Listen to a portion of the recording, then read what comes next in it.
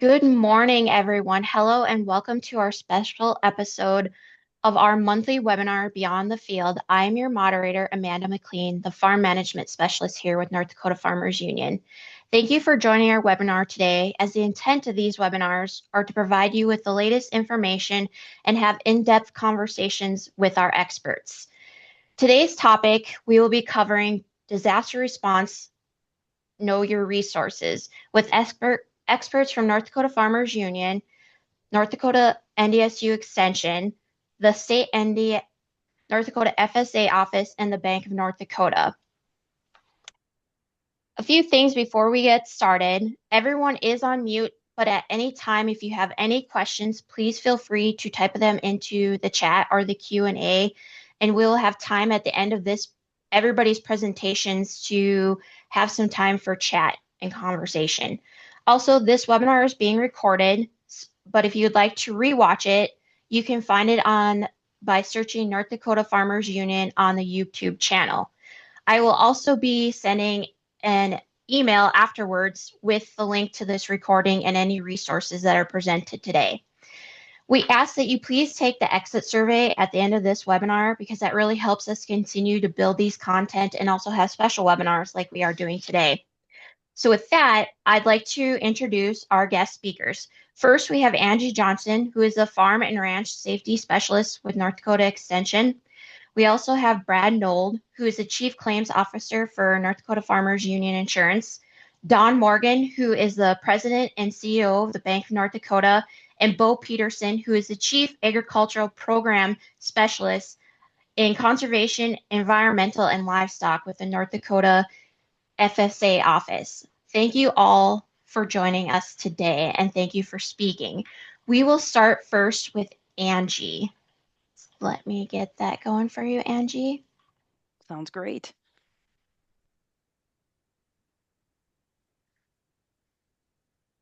Can you see my screen, Angie? Not yet. All right, there you Now, there go. we are. Thank you very, very much. Yes, and Yes. thanks everyone for joining us today. As Amanda mentioned, my name is Angie Johnson. I am the NDSU Extension Farm and Ranch Safety Coordinator and kind of filling in for Dr. Miranda Meehan this morning, who is our Extension Disaster Coordinator for NDSU Extension.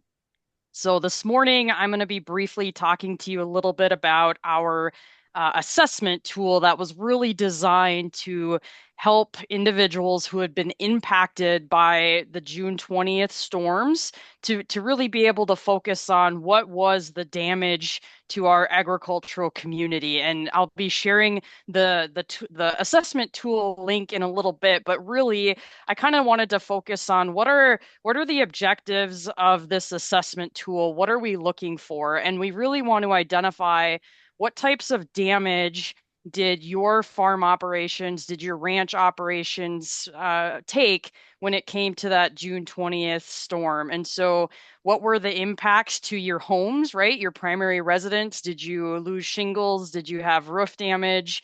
What were the types of impacts that your home received?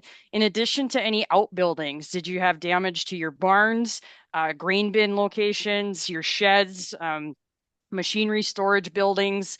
What about that crop damage? What did that look like? So we're looking for, estimated amount of acres and the types of crops that were impacted, and not just limited to row crops, but as well as any damage to forage and grazing. So such as implications on damage that was caused to your pastures, as well as, going deeper into, did you have, if you raise livestock or have livestock on your pasture this summer, were there any injuries or fatalities that took place with those animals, as well as what type of equipment was damaged? And also in all of these categories, we really want to know what's your estimated value of the damage and what it's going to cost to replace. And same with, did you have tree or shelter belt damage, as well as other types of damage, such as, some of the things we quickly forget about is, what about the infrastructure of fence and that type of equipment? And I've got a picture of a twisted irrigator system here. And so really anything that impacted your your home farm ranch operation. What did that damage look like? And this tool really wants to know as well, what are your estimates in terms of the cost of that damage and estimated costs to get it repaired? So why share these impacts in the first place, right? After going through a devastating storm like this, it can be really challenging, and it can be tough to talk about the impacts that you and your family may have had. And so I think it's really important to understand that we're not just collecting this data just for fun. It's really important data that's going to help us identify specifically what impacts were there to your operation, and how do we make sure that you're getting the support and financial assistance that you may need. And the way we do that is we take a look at this assessment data and take a look at what are the federal programs, the emergency disaster programs that currently exist, and do they match what we're seeing out in the countryside? And if they don't match, what are some opportunities to develop some state programs that specifically meet your needs based on the damages that occurred on your property? And so that's really a big reason why these assessment reports are critical for us to be able to identify what's happened that maybe we don't have resources to respond with already. And so we also want to take a look at what are those costs. I've talked a little bit about that, and how that's going to impact agriculture in our state moving forward. As you can see in this photo, this was just one of many grain bin structures that were destroyed in that storm system, and that's going to have a ripple effect moving beyond harvest, and same with irrigation systems that were damaged. It's just going to have long-term impacts, and it's really important that we help share your story and let our agricultural leaders know on the devastating impacts that this storm has had. And so the other key piece to this as well is really how can we help support and get this information to allow for a federal disaster declaration. And that's really what opens up additional federal funds and services to make sure your communities get access to the resources they need in order to start recovery efforts. So I've talked about this assessment tool, and really what's going to be critical is this tool. It's an online form. It's I don't want to say it's super short. There are some lengthy pieces, but that really just depends on what types of damage you had. So for example, if you don't own livestock or raise livestock, you're not going to fill out that section of the tool. So you'll go through that piece much quicker. Um, and so in order to access this online, it's completely online. And if you want some assistance, if you prefer doing a paper version, you can easily contact your local extension agent within your county, and they'll help you. If you prefer doing a paper version, they'll help you get that done. But honestly, if you go to this website listed on your screen, our agriculture disaster summer storm link, you're going to scroll to the middle of the page, and I have it highlighted in this red box. That's the link you're going to click on to get to that assessment tool. It's just a survey tool really that allows you to go ahead and share your story in terms of what your agricultural related impacts were due to this summer storm. And I want to be really cognizant of the fact that we don't collect identifying information. We don't share this information out. It's really aggregated in terms of, we look at the data based on that county level. And so that's what will be shared, that aggregated county level data with the Department of Agriculture and Emergency Management when it comes to moving forward and showing the implications these storms had. So I just want to be very clear. We don't share your individual information. We really look at it from a county perspective. And your data is your data, and we want to protect it the best we can as well. So just wanted to make sure that's very clear. And it closes this week. It actually closes on July 18th. So we really encourage, if you have not taken the time to complete this assessment, today is going to be a great day to get that done. and get your specific disaster impacts within that survey to allow our state agencies to really look at where are there more needs in terms of the damage that this storm had on communities. And we'll make sure that we drop that link in the chat and also will be in the follow-up email that you guys will get. So Yes, thank you very much. With that, on that same link where you will find the assessment tool, that online survey tool where you fill out your damages on your farm or ranch, there's also going to be some amazing resources that really focus on how do we recover from this storm in terms of safety when it comes to cleaning up damaged trees, how to take care of yourself. So farmer stress and rural mental health has been a huge topic after this storm, simply because the cleanup process is not quick. When you've got huge machine sheds and grain bin structures that have been completely destroyed, it's going to take some time to build back that infrastructure, which definitely adds additional stress coming into, we're not far away from harvest season, and so making sure that we're looking out for one another. What are those tips and tricks in order to make sure that we're taking care of our mental health during this really stressful time? We also have resources that take a look at how to assess storm damage buildings and structures, as well as grain bin damage and irrigation systems that have been damaged by these structures. So again, just showcasing this link on the bottom of this slide. And as Amanda shared, she's going to be providing that link to everybody. It's just got a wealth of information and resources. And if you see something or don't see something that you think we should be thinking about or including, please feel free to contact me or Dr. Miranda Meehan, and we'll work on getting additional resources in that subject matter.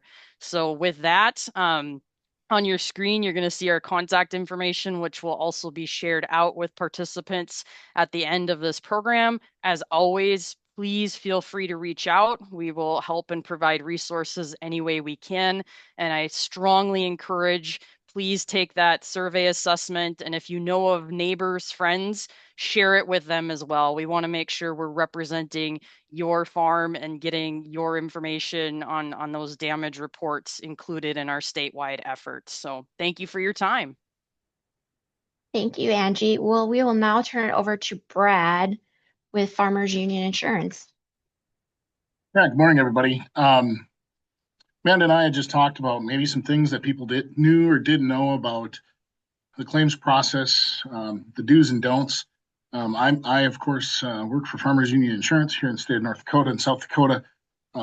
So I'm gonna share some industry-wide do's and don'ts. We talked about before the storm. Before the storm, you can do a lot to prevent some damages to your property, prevent injuries. Some of those things are ominous trees or branches hanging over your outbuildings. Maybe they're over your home, any sort of personal property, those types of things. Getting rid of those trees, one too far, Amanda. Getting rid of those trees can obviously minimize the amount of damage. If any of the participants are familiar with what happened in Jamestown and Valley City areas, I know really it happened from everywhere from Hettinger to Hillsboro on the 20th of June and the days surrounding that. But in the Jamestown and Valley City area, we lost a lot of trees. Trees came down on buildings, and a lot of those losses may have been prevented. I'm not going to say that they would have, but may have been prevented with just getting rid of some of those dead branches, dead trees. Anchoring personal property such as trampolines and play sets. Pretty obvious. Everybody's seen the pictures of trampolines flying through the air in a storm. Obviously very dangerous. Having a safety plan and reviewing that with your family. In the event of a tornado, and unfortunately I've been involved in a lot of losses where tornadoes have been involved. In the event of a tornado, you have very little time. So you want to make sure that the kids and the entire family, pets, and everyone can get to an interior safe room. We talk about it all the time. You hear it on the radio. It's not something you haven't heard before, but it's very important to have that plan and to know where you're going to be, because the family may not all be at the same spot on the property when that storm decides to drop a tornado. Don't wait and watch. I'm guilty of this myself. Sometimes I like to sit in my garage and watch a storm roll in. But waiting and watching can get you in a lot of trouble. On the 20th, I sat in my house in Jamestown, west-facing garage, and I watched it roll in. And it was completely calm. And by the time the wind started to pick up and I got my garage doors shut, the winds were reaching, according to my weather station, 70 miles an hour. That was in the time it took me to close my garage doors. So I violated my own rule, but don't wait and watch. When you see it coming, get to a basement, get to an interior room. So after the storm, it's happened. What are we going to do? First off, we're going to verify the safety of yourself, people in your home, immediate neighbors. Obviously, you want to be very careful for down power lines and other hazards. Other hazards can, the power lines are obvious, but other hazards can include, is there lumber or sharp objects? If it's dark out, and hopefully you have some large 4-cell type flashlights and stuff like that with you in your emergency room. In your interior room, make sure that you are available. You're able to see what you're walking through and what you're walking into. If you're not sure, stay put. I can't stress that enough. Just stay put. Sometimes our structures can get impaired to the point that they feel like they're okay, and one little shift and we could have some sort of collapse. We want to stay put if we're not sure we can get out. And then after that, we're going to make our temporary repairs. So the next day, maybe we lost some shingles. We think our roof's going to leak. We can make temporary repairs. Every insurance company I've ever been around and spoken to knows that we can't get adjusters. We can't get repair people out there the morning after the storm. So if able, we want you to tarp things up and prevent further damage.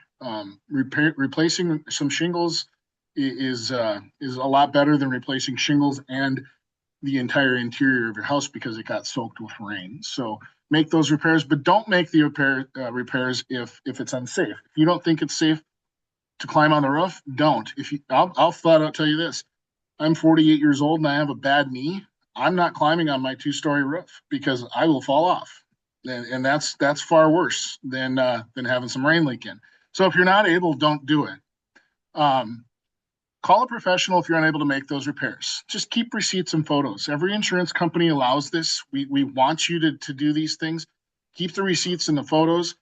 With the technology the way it is in our world today, we just take a picture of the photo you've got or the receipt you've got, and we'll reimburse you for those. Continuing here after the storm, contact your insurance carrier or insurance agents to start a claim and do it right away. And the reason I say do it right away is because I can tell you personal experience. That storm went through on June 20th. I called in my triage team Sunday morning, and we spent 6 hours triaging claims. So we wanted to know severity of loss. Do we have potential total loss? Do we have issues where we may have roofs or windows that are not keeping water out or keeping weather out? And then, of course, you have your people that just want their roof checked that may seem minor, but we want to triage those. So if we know we've got 3 tornado losses potential total losses, we want to get somebody out those right away. If you don't report your claim to us, you automatically kind of start sliding down that line. So it is important, if you have damage, get a hold of your carrier right away. It helps us in the planning process and also helps us get somebody to you to help you quicker. Read through your estimates and documents provided by your insurance professional, whether it's an agent or whether it's an adjuster. Those documents are designed to educate you and help you. Read through them. We intentionally put language and information in there to help you through the process. And if you don't understand it, or if you have a question outside the scope of what's in there, ask the insurance adjuster. 20, 30 years ago, insurance adjusters were supposedly the bad guys, right? Because, they don't want to pay anything. And that world is gone. We're in a customer service world now, and we're there to pay what we owe, nothing more, nothing less. But most importantly, we're there to help people through these terrible times. I mean, nobody likes to have a tree fall on their roof, and then you want to be with a company or with an adjuster who's going to help you. So we're going to try to cater to that. I think I have one more slide here. Making repairs. Just a couple things. This has been a hot topic around the state. So from an insurance company's perspective, I'm just going to give you a couple little hints here. First of all, know your contractor. Back in the day, I'm old enough to remember the yellow pages. I'm sure some of you are too. I used to always say, don't hire a contractor that isn't in the yellow pages 5 years ago. And the reason for that was know your contractor. Make sure it's somebody that you know, and that at the end of the day, when they're done with the job, if there's a problem, you're going to be able to get a hold of them. It doesn't mean that I'm telling you not to hire somebody that's from out of town or from out of state. Be comfortable with who you're hiring and be comfortable with the fact that if you have a problem 6 months or a year from now, you are going to be able to get a hold of those people. Don't sign a contract until you've had time to compare the carrier and contractor estimates. And that kind of ties into the next bullet point. Sometimes we can get, there can be folks out there whose job is to sell roofs. And if those sales tactics get high pressure, they're forcing you to sign a contract. Oftentimes they'll say, hey, we can get your roof done next week if you sign now, but if you wait until tomorrow, it might not be till next year. That's a high pressure sales tactic. Make sure that you're not signing any contracts until you're confident that what you're signing is what you want to be locked into, because a lot of those contracts are binding. The next bullet point is very in the weeds, but per North Dakota Century Code, a roofer cannot public adjust a claim, which basically means the roofer can negotiate with the insurance company on making sure that the proper amount is paid. That happens all the time. We welcome that. But the roofer cannot represent the insured. So if I'm a roofer and I'm going to work on Amanda's roof, and she says, I don't want to deal with this, can you just do it? I'm not legally allowed to represent Amanda as to the insurance company. Now, Amanda could certainly have a brother or a sister or mom or dad or whoever she wanted to, but it can't be a contractor working, and that's per Century Code. Beware of intentionally inflated prices where supply chain or labor issues are cited. I just bought 32 squares of shingles yesterday at a store here in Jamestown. Supply chain and labor is not a problem, but that can be something that is cited for, well, why is the contractor estimate higher than the insurance companies? Well, sometimes they'll cite this. Reputable roofers, reputable contractors typically don't have this problem. So just something to be aware of. And if there's a discrepancy, report it to the adjuster to rectify. It happens. An adjuster will miss something. Maybe a price is a little different. Those things can easily be resolved with just a simple conversation. Ask your adjuster, and we're here to help. We'll try to sort that out, and we'll try to do the best we can to make things go smoothly for you. So I'm a little under time, Amanda, but I think that's the end of what I've got. Well, thanks, Brad. I will now stop sharing. I will turn it over to Don if you want to share your presentation. Yes, I will do here. Give me just 1 second. Again, if anytime anybody has some questions, please feel free to put them into the chat or the Q&A, and we'll have time for our speakers to answer those at the end. Okay, are you seeing my presentation okay? We are. If you want to put it in presenter mode, Uh, go to slideshow. Okay.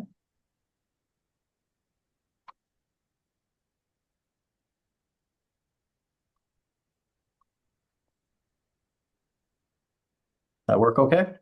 If you hit slideshow at the top of your in the toolbar, yep. And then go to up. Yep. From the beginning.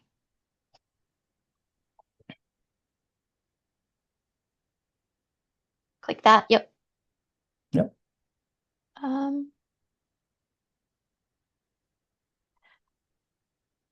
Well, if you want, I can share it too, Don. Yeah, sorry about that. Usually it works just fine, so I'm not sure what it's doing here. Nope, that's fine.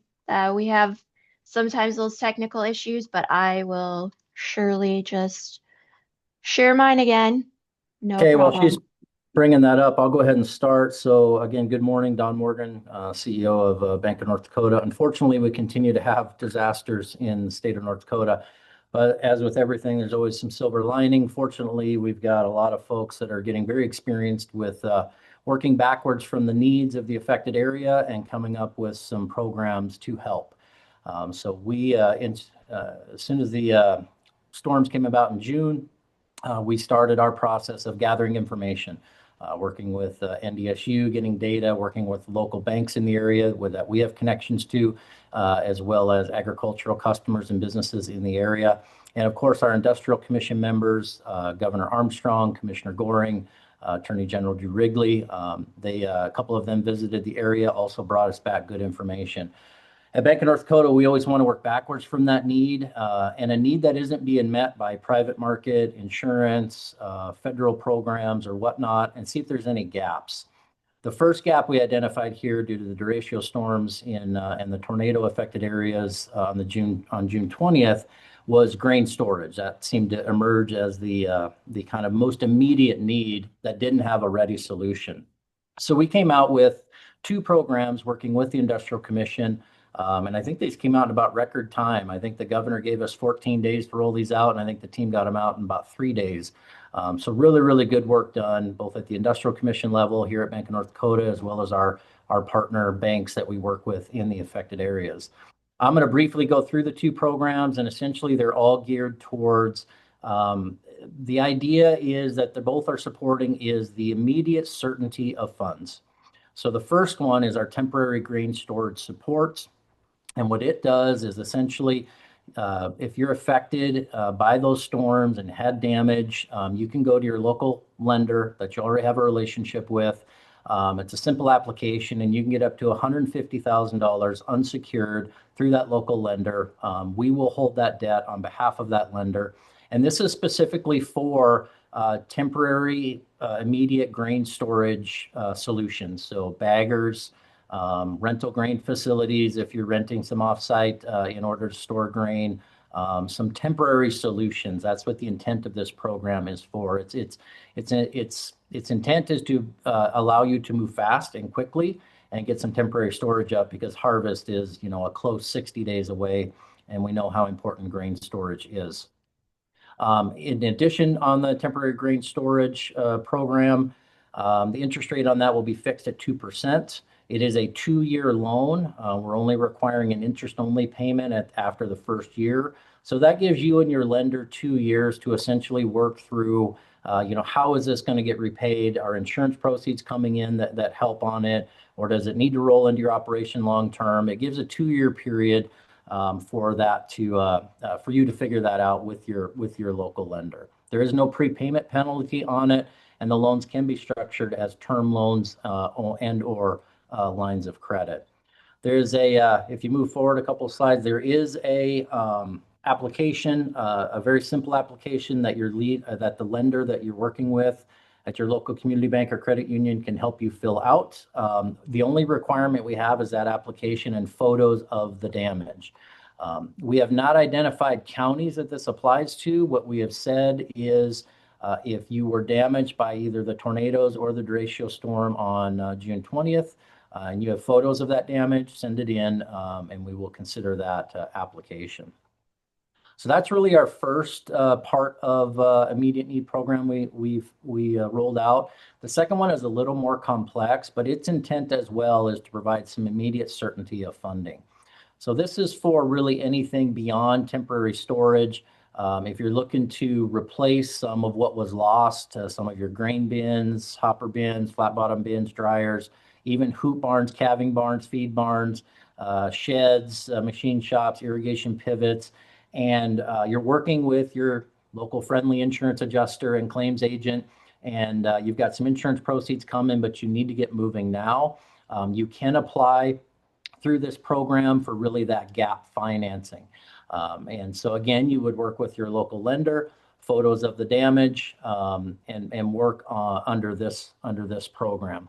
How it differs from how it's similar to the temporary storage program is it's still a 2-year maturity, still at a fixed rate of 2% for you, that annual interest-only payment. So the structure of these are both the same. However, we expect these to probably be larger than the $150,000 temporary storage program that I covered previously. But other than that, there's similar terms.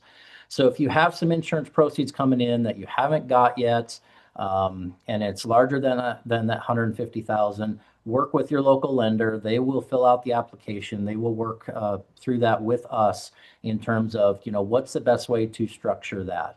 And these maturities can be up to 24 months, but if you know your insurance proceeds are coming in 6 months or 3 months, you can structure these as 3 months or 6 months, or you can put them at 24 if you want some of that flexibility.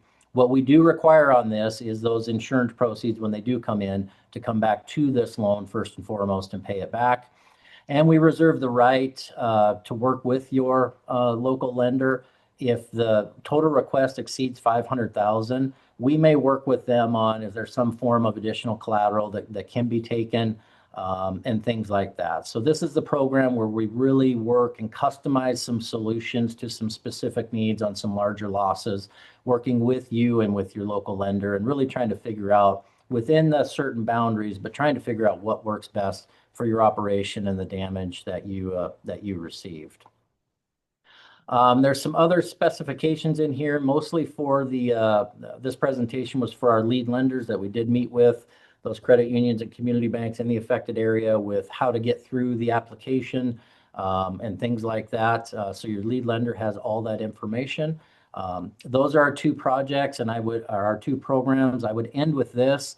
We continue to gather data and get feedback both on how these are working, but also what are the future needs in this area, because we know this is really step one. Governor Armstrong conveyed that in the press release.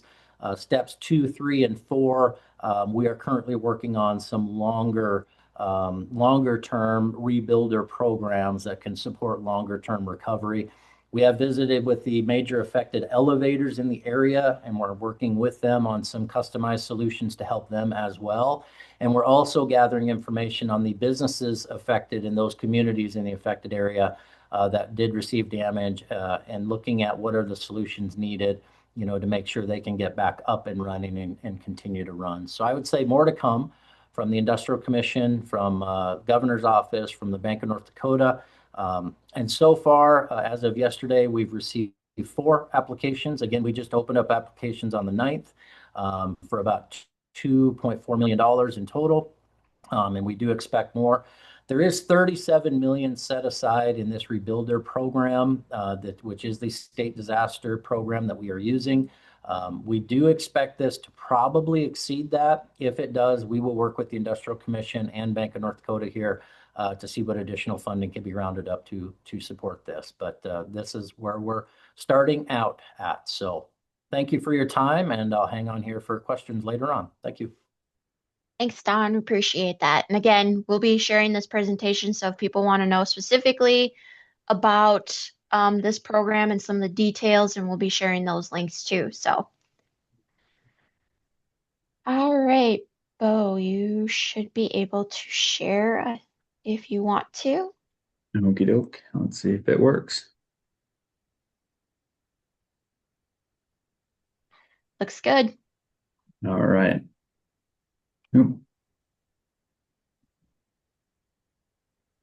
Okay. There we go. Okay, welcome to FSA portion of today's webinar on preparing to apply for disaster assistance programs through the Farm Service Agency. I'm Bo Peterson, the Farm Program Director in the Livestock and Conservation Departments here at the North Dakota State Office. And then my contact information you'll see in a couple slides. You can certainly reach out to me at any point in time with questions as to the availability of programs and what triggers those programs and the type of outreach that the federal government is able to get out there. Such avenues as this are great opportunities. Today, we'll quickly cover through the disaster assistance available when our farmers and ranchers are dealing with damaging, abnormal, extreme weather, and what type of FSA assistance is available, as well as some other USDA resources. I have a lot of links in many of our slides, hyperlinks available, so I highly recommend users obtain a copy of these slides to have those direct links to some great online information. Otherwise, you can certainly Google each of these with Farm Service Agency and then these titles, and Google does a good job at getting you right to our websites as well.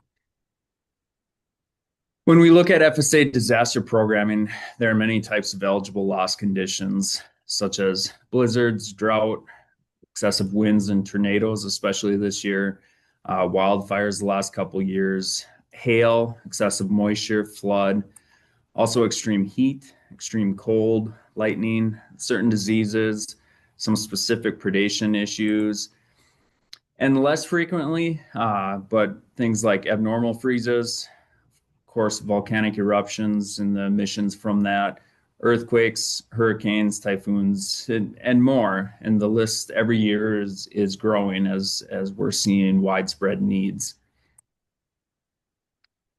Farmers.gov is a great resource of information on all of our FSA programs, but also has a page directly covering disaster assistance and even a questionnaire that will help producers assess which programs they might be eligible for in their area.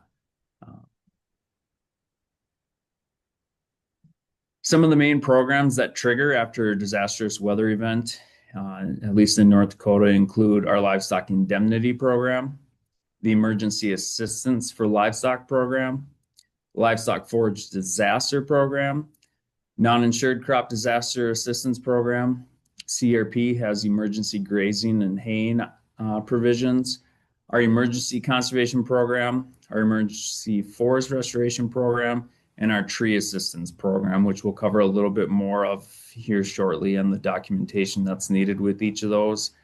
But of course, this recent July of 2025 legislation is going to have some impacts on these programs that we'll see later this year, what those impacts are going to be. So everything is a little bit subject to change, but I don't go too far into those details today. As mentioned, there are many farm programs available, but also we have farm loans available in times of great opportunity and in times of disastrous weather. If you are curious about learning more of those information, I highly recommend you visit with your local FSA office for more details on those loan opportunities. And then also our acting state director for farm loan programs is Ryan Limbaum here at the state office.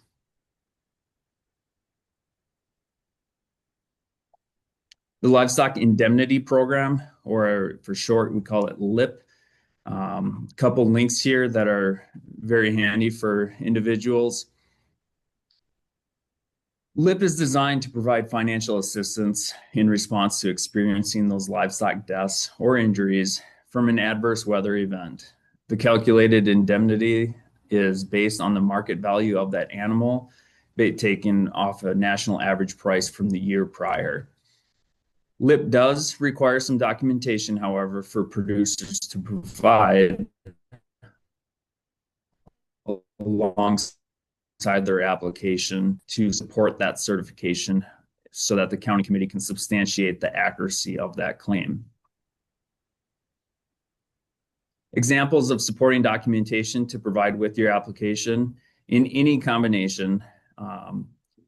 County committees are going to be looking for documentation to prove the inventory that we had on hand prior to the disaster event, things like canceled checks of payments, any balance sheets, inventory records used for tax purposes, loan records, bank statements, farm credit documentation, property tax records, maybe brand inspection records, veterinarian records, any sales or purchase receipts, private insurance documents, maybe we have a chattel inspection or brand inspection, any docking records available, even shearing records if we're looking at some of our non-traditional operations, maybe ear tag records, or in a lot of cases, trucking or livestock hauling records as well.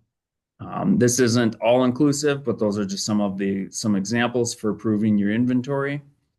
And then county committees also are looking for death loss documentation. Things, maybe we have a rendering truck receipt or certificates. When it's a large disaster, maybe we'll have FEMA records or National Guard records, your veterinary records if they were involved. Maybe we have some tax documents that show livestock losses, or insurance documents, or bank or other loan type documents. Brand inspection records or dairy herd improvement records might also have some of that. A real common one is pictures. As morbid as it is, taking pictures and having a date on those pictures to show the losses that we're experiencing. And in today's age, a lot of folks have smartphones, which those smartphones do actually take location and date data in the background of that photo, which that information can also be shared with Farm Service Agency to meet that requirement of that picture having a date on it. For both inventory and loss documentation, one of the biggest changes with the 2018 Farm Bill is that they're now allowing contemporaneous producer records existing at the time of the event. And what that means is things such as journals, maybe a notebook or a calendar that's in the truck that we're writing down our inventory and our loss documentation. In response to this, there are some ag businesses across the country, as well as NDSU Extension or your local FSA office, that have examples of some of those cow records, calving records, inventory records, loss records. Some examples are up on the screen here today. You might recognize some of them as pocketbooks or even full sheet pieces of paper that you can get and start documenting your inventory and your loss conditions, as well as your birthing records. Great resource to have, and just having these notes available to provide with that application does suffice all the requirement that is needed. So this is my highest recommendation is to simply keep a journal of some type with some details as we're going throughout the year. Now let's cover ELAP, Emergency Livestock Assistance Program. This ELAP is a large program with multiple sub-programs within it to provide assistance to those livestock-related losses that are not covered by other statutory programs. Some of those sub-programs include monetary assistance when we experience grazing losses, or maybe feed losses, or having to purchase or having additional cost for purchasing livestock feed above normal quantities. Also, additional cost of transporting water, or additional cost of transporting the feed or the livestock themselves. And that is based on the number of trips and the number of miles that are well beyond what we normally experience in an average year. ELAP also requires certain documentation to be provided with these applications.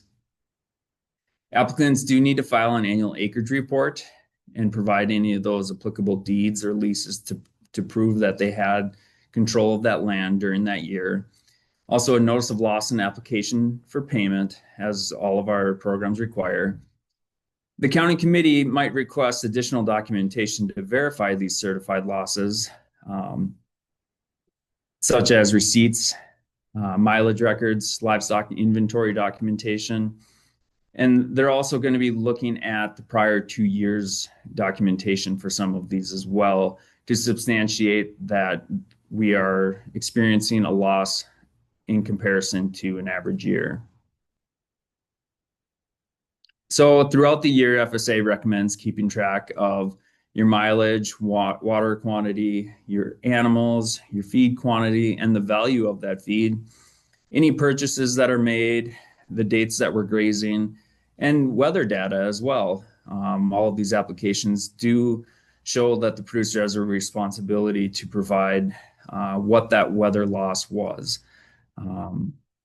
This will better assist applicants with ensuring a fuller and more accurate indemnity payment at the end of that program application.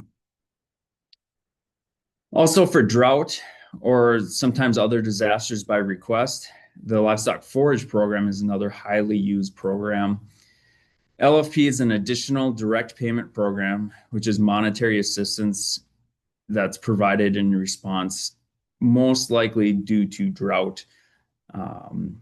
In the western part of the state, we are running LFP in several counties right now at this moment. Once the county or the administrative office announces that the county has qualified based on that drought, or for other disasters, you'll see a lot of outreach going on. And there is also documentation with LFP that's required. We'll have to file with FSA a certification of our livestock numbers affected that year.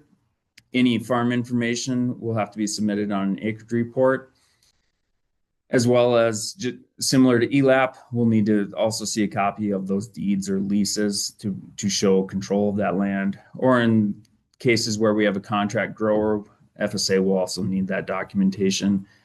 FSA will assist new producers in getting their farm track numbers and eligibility documents set up as an FSA client. And then certainly FSA will remind applicants about those other supporting documentation needs. When we're looking at cost share programs, the first one that is quite common in North Dakota now, ECP, or the Emergency Conservation Program, is a cost share program to restore ag land after natural disasters. The program is subject to funding, however, and must be requested by the county committee in a similar manner as a grant proposal. So these cost share programs aren't automatic like our livestock programs are through the 2018 Farm Bill, as these programs have been around for several farm bills now. The next one is our Emergency Forest Restoration Program, which is ran very similar to ECP. However, this program covers restoring private forest land in need of restoration after those natural disasters. And then also our Tree Assistance Program, similar to ECP and EFRP as far as implementing. This one provides cost share to reestablish orchards or nurseries that were in business prior to suffering those losses from a natural disaster. For each of these disaster programs providing cost share to rehabilitate the farms, the following must be filed, as all of our programs require: FSA eligibility documents. The applications need to be timely filed. We'll have to see evidence showing the completed work meets our standards and specifications designed by our technical agency, NRCS, the Natural Resources Conservation Service. And then also we'll need to be provided any receipts, invoices, personal labor and items used in an itemized list to show all that material and labor that was completed.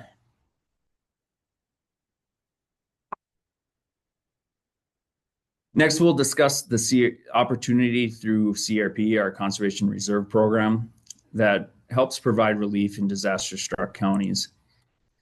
Haying and grazing can be used on CRP to provide emergency relief to counties experiencing forage loss by allowing livestock use of the hay and graze opportunities of land enrolled in that CRP field.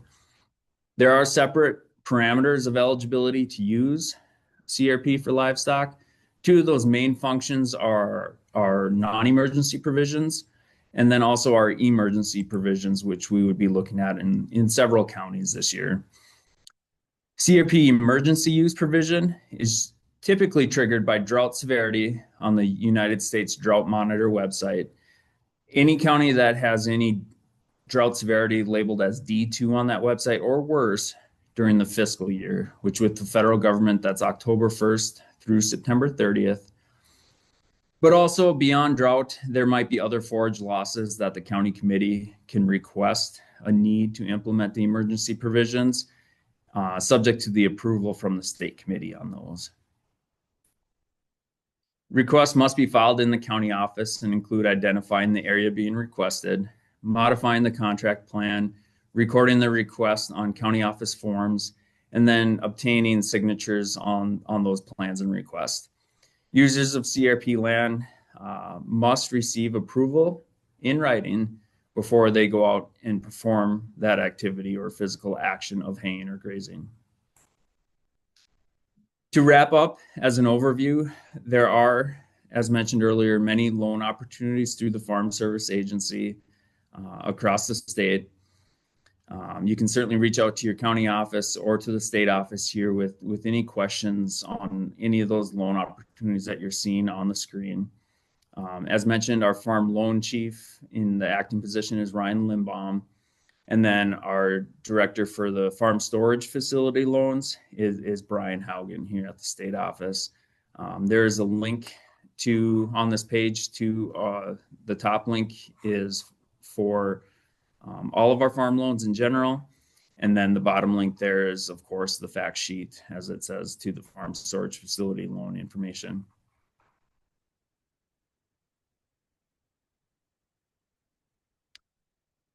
To narrow down some of those common disaster programs triggered quickly here by natural weather conditions that are extreme, abnormal, and damaging, we're looking at our common ones being LIP, LFP, ELAP, ECP, and then those emergency haying and grazing provisions of CRP.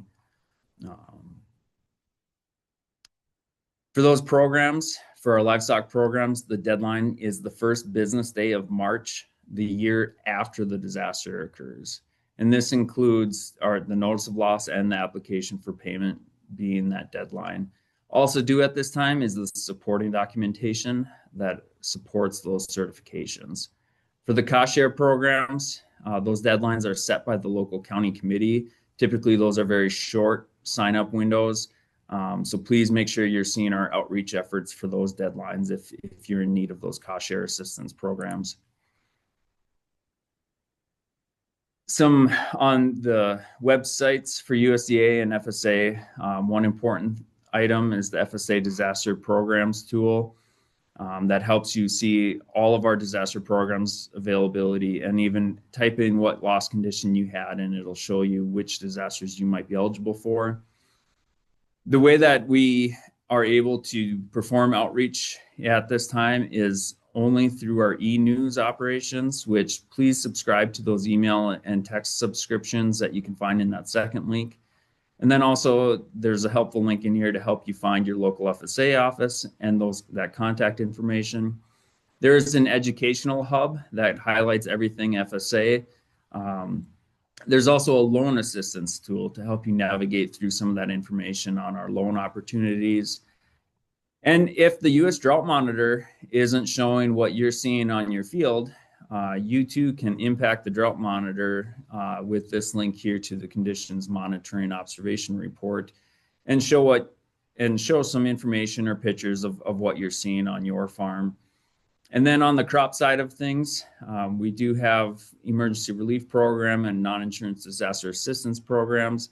At this time, those crop disaster programs from 2025 weather, those actual losses are undetermined if they're meeting conditions or if those programs will be ran. Our program director for those program areas is Brandy Leffenboys here at the state office. She can be reached about those programs as well as ARC PLC and our disaster declarations.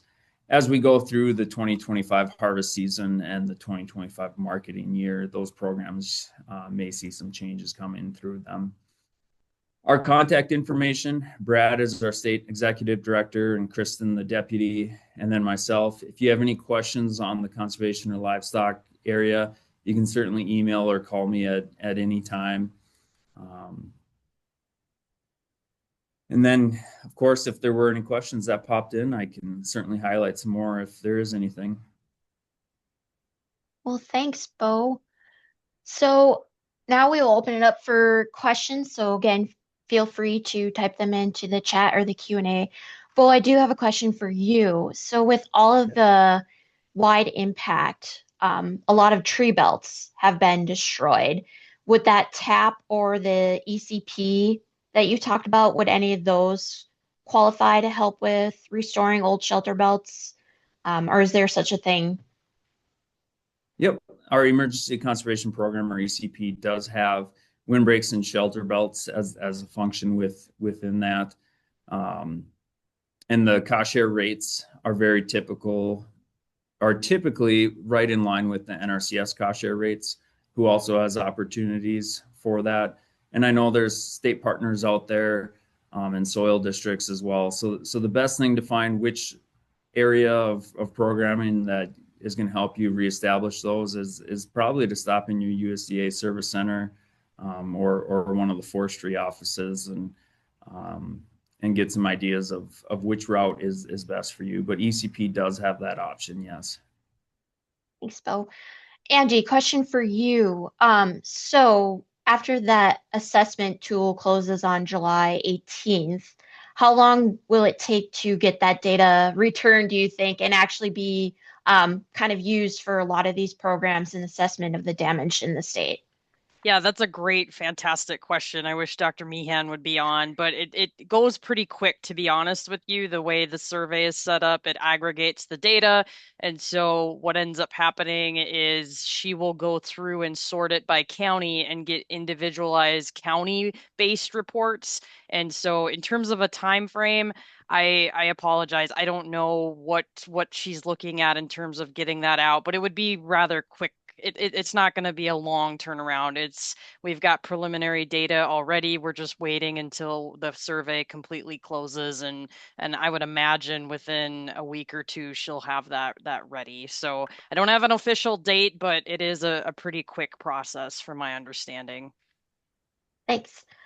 Brad, question for you. How long, I know obviously it's best to document, as you said, and put those claims in as soon as possible, but what is kind of is there a deadline?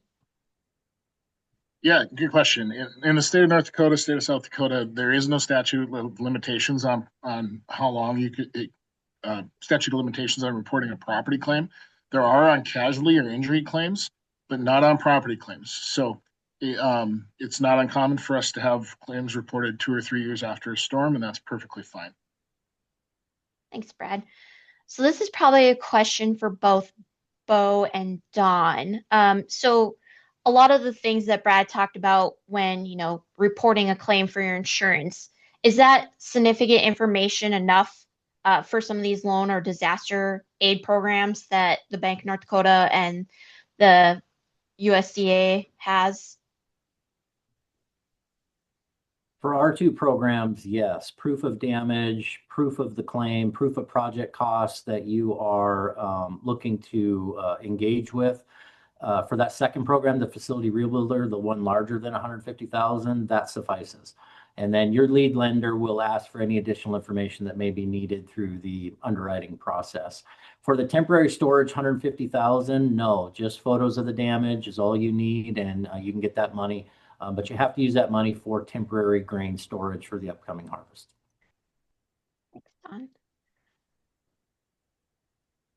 And then to segue on that, our disaster loan side of things, I'm probably not your point of contact on what's needed there. But if you do have a livestock claim, that information is going to be very beneficial to support those certifications, yes. Oh. Well, with that, we do have one more question coming in. Do you have a reference to specific North Dakota or South Dakota statutes regarding the statute of limitations regarding injury, property, or casualty claims? I believe this is more of a question for you, Brad. Yeah, I would offer, I'd have to pick it up. I obviously have it in my office. I can't cite the century code right off the top of my head, unfortunately. I believe Amanda's going to share my contact information later on, including my email address. I can get you that, can refer you to that information, but I just need a little time. So shoot me an email once Amanda shares that with you, and I will help you out with that. Thanks. Last chance for questions. Well, I don't see any more coming in. So with that, I'd like to thank you, Angie, Brad, Don, and Bo, for you guys taking the time on such short notice. But again, if you guys have any questions, feel free to reach out to our speakers if you have something specific that they might be able to answer and help you with. Again, this webinar will be recorded, and you can find it by going to the YouTube channel and searching NDFU. You'll also find our other webinars that we hold on our regular schedule, which is the third Thursday of every month. So we will have one here this Thursday on July 17th with the state NRCS office. So come back and join us for that if you want to learn a little bit more about some of the conservation programs that they have to offer. And that, I thank everyone for joining us today and hope everyone has a good day. Thank you. Bye.